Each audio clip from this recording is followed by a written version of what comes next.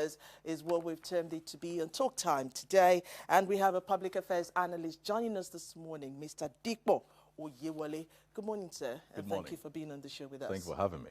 So here we are again.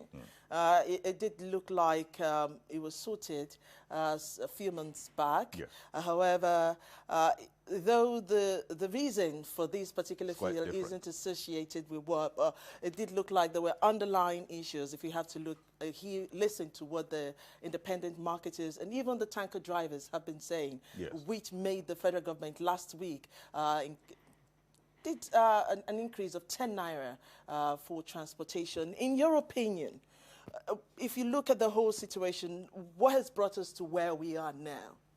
Well, primarily, it is mostly for me stemming from the fact that we don't refine our own oil to start with.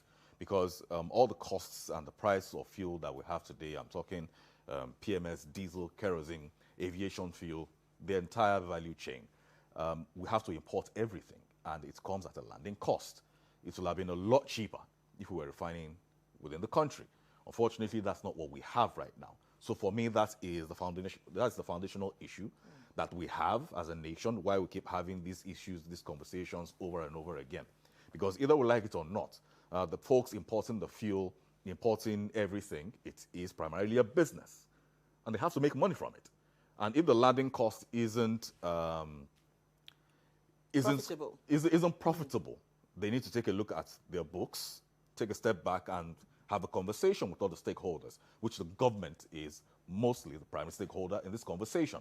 So I believe that is where we are today, and that is why we are where we are today, having to look at the cost, because we also need to understand that globally, the price of fuel, in some places they call it gasoline, has also been a bit shaky. A lot of people also associate it to the Russian-Ukraine war, where it's affected supply and all of those things. So in the end, it's all interconnected.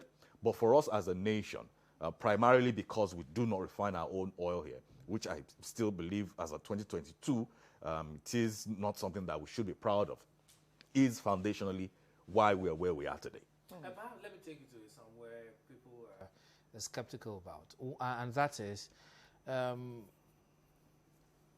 some people say the reason they've not invested in the downstream sector where refining situates is because we've not adhered strictly to the dictates of the PIA, Petroleum Industry Act, which stipulate that, it's free market now for the downstream sector. You can deregulate, no need for subsidy again. Yes. And the reason why some people have not fully gone to invest in that sector, even though they've got licenses, is because government still has its hand in that sector. Is that the reason that can be adduced? Yes, it is, because at this point, I mean, we've discovered oil in Nigeria for decades now, and we've had refineries that have all but been grounded to a halt. But every year, if you note, we get a bill of expenditure going into billions of naira without a single drop of oil or petrol or anything being done in the facilities. So the question is, let's look at it like you're running your own private business. Would you run your business in that manner, where there is zero productivity? The entire purpose for why you established or set up the entire facility isn't being fulfilled, but somehow you're racking up bills of billions of naira year on year. And we're saying that it isn't the government's fault. Of course it's the government's fault, because like somebody said, that it is insanity to do something the same way over and over again and expect a different result.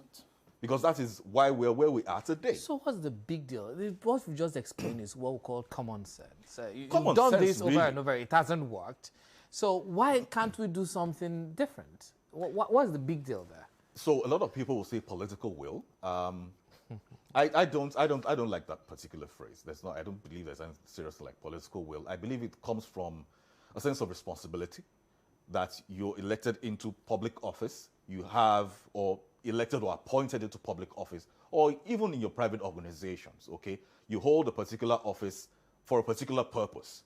The question is, are you fulfilling, are you meeting up with your KPIs, okay? Your job description. Are you doing what you're supposed to do? We have Minister of Petroleum, we have people who run the NNPC, and they go home with salaries every month. And the question is, what do they really do there when we have refineries that aren't working? In Nigeria, one of the largest oil-producing to nations put that point in of the world. perspective, we have a 1.5 billion naira turnaround maintenance going on at the Port Harcourt refinery with the hope that by November 2023, we will get it working. I just wanted to put that part in proper perspective. Oh, yes, that is there, and this isn't the first time we're hearing of it. Yes, so because it is the same spirit and it is the same principle in which we've been running a lot of government facilities. Look at the Ajao Kuta. For donkey years, it's been there. I know someone who said that, so they're from that part of the country, and her father happened to be one of the pioneer engineers that got hired, got trained in Russia, because most of the equipment, if not all of them, were Russian equipment, were brought in there. They had Russian experts come into the country, train them, took them out of the country to train them. They had technical schools right there. The idea was this. So you have young folks going to the technical schools, get trained to use these facilities, and then when the older generation is going, they can always bring them into the system. There was a continuity. There was a vision behind it. But what do we have today? Ajao Kuta is also something that is gulping up money in the nation today. And we're saying we're broke. We're not broke. We just have gross mismanagement of funds, and we're not very serious about it. That's what I see.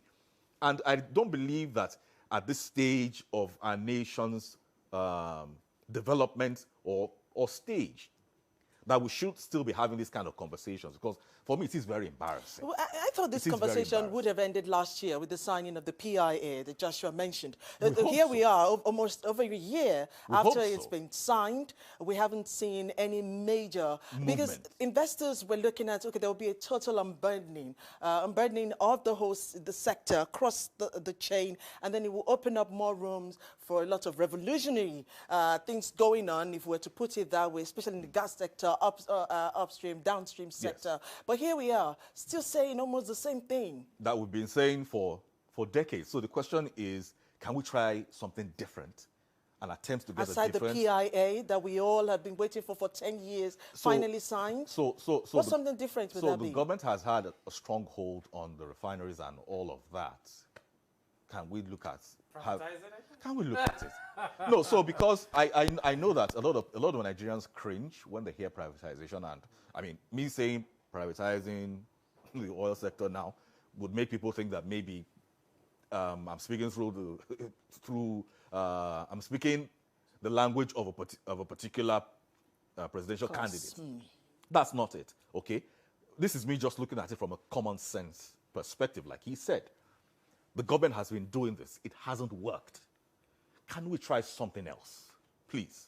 Isn't that a provision under the PIA, though, where we get investors to come in who are private? It is. So the question is, why is there still strong government influence in it? Let us just be realistic. From what you've seen so far, do you think the federal government will want to increase price of petrol? Do you think the federal government will want to privatize? It's just the eve of the elections. Do you see that happening? Privatize, no. Increase price, yes. Increase price, yes. Because we have to look at it as this. It invariably may be our reality, and it will be a gross inconvenience, because things are terribly, terribly frustrating out there right now. Price of foodstuff has been increasing on a steady in the last 18 months. I mean, look at price of bucket of gari, crate of egg, cup of rice. These are things that we can all relate with. 2 weeks ago, I got 12.5 kg cooking cylinder, gas, for 10,000 naira. As of this week, I think it's going for like 12,000. 12,000. And the price of that particular item has been increasing steadily in the last 8 months. So where are we going? So unfortunately, they may have to increase it, but then we then have the conversation to be around, if it is increased, do we have access to it as opposed to what we have now? Because either you like it or not, the folks who used to bought the bus for 200 naira, that's now 300 naira, with gross inconvenience, will still maybe have to pay the same amount, but they'll have a lot more accessibility to it. Do you understand? Yeah. So now we may have to trade in convenience for accessibility, because in the end, one thing has to give, okay? In the interim, one thing has to give. But long term, we need to sit down as a people to have this particular conversation that where are we going with these issues? Because everything affects everything, really. Now, the cost of transportation has gone up. Mind you, the things you have in the market that you have to buy also get transported to the market. So part of that cost gets spilled over to them. Now, this is a particular sector that has been facing an increase in price steadily. Now we have a lot more things increase in price. Transportation is going up. People commuting to work, getting late to work, decreased productivity. Also means that a lot of employers, a lot of businesses aren't even making a lot more money, so they aren't even paying you a lot more, but your expenses are going up. So we need to understand that all these things, they affect each other, and they are really interwoven. So we need to, something has to give, and we need to have a serious conversation as to how we want to do it with the future of this country, because where we are right now, the current trajectory we are on, is really not sustainable. One of the people I really want to have this conversation with is the NNPC. So let's talk about the NNPC for a moment. Reading reports now, there is actually a storage issue. Our NNP, it's been alleged the NNPC's major storage facility is down and has to be, now they have to depend on private depots to get these products. And some of them are running out of fuel. And NNPC says we have supply to last us for months on end. Now, we haven't done 5 days and we have queues all over the place. What exactly is the problem with NNPC and its inability to give us fuel, as if I want to use the layman word here, and also its relationship with independent marketers and the private depot owners? So with the conversation around them having reserves, it's not the first time we've been hearing that they have reserves. I mean, he scoffed now because he understands what I'm saying. Every other year that we've had some form of scarcity, we always hear that they have some reserves. Even a couple of months ago when we had contaminated fuel, we're hearing they had sufficient reserves to last us for months. To last us for months. There was no reason to panic buy. There was no reason. And then it seemed like it never came until the entire process had to work itself out in an organic manner without any serious intervention as far as I could see it. So I think that, one, they're being disingenuous. And when we're having these conversations, we need to be able to approach it in good faith. There is a problem. Can we solve it? Okay, at this time, we may not be able to, but what can we do as stopgap measures? I understand the place of maybe not also inciting public panic, but the question is, if every single time we have this issue, and then you have to say that you have reserves, and then it's gotten to a place where we no longer even trust anything you say.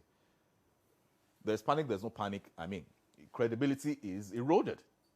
What are you doing about it to see that, okay, the confidence of the people, because you are a major sector, you are a major operator in the national economy, either you like it or not, because when productivity is affected, revenue is affected, income is affected, and we're saying we're broke. I'll still keep going back to saying that we like saying we're broke as a nation. When there isn't productivity, people aren't making money, there isn't money going around the system, there isn't enough taxes being paid. And we're saying we are broke. So we really need to get serious about how we're running this issue of governance, either it's about the petroleum sector, the oil and gas sector, or any other thing. Because what we're seeing right now in the oil and gas sector is really just symptomatic of what we see in every other sector, if we're being honest. Is it deafening, the silence you hear from either Mr. President or the Minister of Petroleum and State for Petroleum, Silva, or even the NNPC, that 2 days or 3 days into today's Wednesday, Yes. Nobody has said anything. Oh, well, I believe, unfortunately, we've become accustomed to this type of, what's the word now? Indifference, that's the word. So this kind of indifference from the government. And like I said on a couple of platforms a couple of months ago, that, I mean, once all the campaigns started, I had said it that, I mean, governance had come to a halt, which was what I said when we were talking about the ASU conversation. And I said, they'll be very lucky if they go back to school by December. that if they don't go back to school, maybe sometime early next year, to be seen as some grand gesture that some political party or some government cares about them. Because as it is, unfortunately, governance comes to a halt when campaigns start. I really don't know where that works anywhere around the world, and I don't see the sense in that. But people need to understand, like I said, have a sense of responsibility that you are in a public office or even in a private office. The fact that you occupy a space means that there are people, there are systems that are dependent on you doing what you said you will do. Doing what you are paid to do, because that's also important. Can we excuse them that they actually don't have any concrete reasons to reduce to for this, and that's why they're keeping quiet? Or because they know they will be... Or is it, are they just overwhelmed? Sometimes... That's not good enough. So this is it. Even if you're overwhelmed, when you occupy the place of leadership, when there is crisis, it is your responsibility to see how you can either induce calm or restore it where it has been lost. The silence in itself gives room for a lot of assumptions. So if they are overwhelmed, are we not supposed to be panicking? Because they are the ones at the helm of affairs. They are the ones who literally have the solutions. They have the magic wand. So if they're overwhelmed, we should be panicking. We should be on the streets. Because ordinarily, NNPC would have released a statement to this effect. Responsibly, they should have. Now, people think it started on Monday. Like it started on Sunday. Yes. I saw the queues on Sunday because I was out on Sunday. I saw the queues on Sunday and I was asking, what's going on? Are people panic buying? And then I got home and then I saw a couple of news reports that, okay, I think this is going down. So there is a place of responsibility that they need to understand that you occupy a particular office. So this is what I say on many platforms, on my private platform as well, that effective communication solves a lot of issues, even before they arise. Effective communication is very simple. Now, let's assume that they had known this was going to happen before Sunday, which of course they knew. And maybe on Friday or Saturday, someone had come out from the NNPC to give Nigerians a heads up. Or due to XYZ, there may be a shortage of supply for maybe 3 or 5 days, even though they know it's going to be 2 weeks. But at least you're proactive about it. You're having a conversation with people. You're not just leaving us to be facing the effects all alone, where we feel like there isn't anyone that is concerned, that is bothered, which is something that we have long experienced here in Nigeria as a people, unfortunately, which for me, I believe it is very unacceptable. It is unacceptable because in the end, if the Nigerian people are not there, how can you say you govern a people? You cannot lead without followers, but you need to understand the fact that you need to respect those followers for you to call yourself a leader or a ruler or whatever we choose to call them in Nigeria. But it involves people, and you need to communicate effectively. You need to carry people along.